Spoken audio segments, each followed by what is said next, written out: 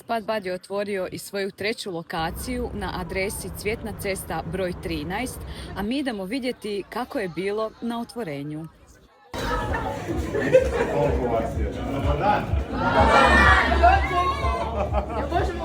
Otvoreni smo jedan po jedan, volimo jako.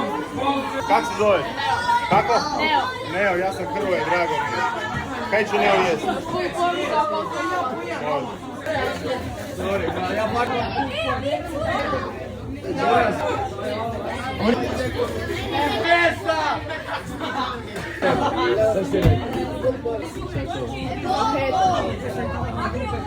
Brže može.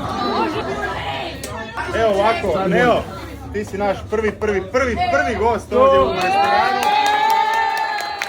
Dobar tek, hvala ti lijepa, sretno. Aj bok. I znamo svi kako se kaže, sir je ljubav.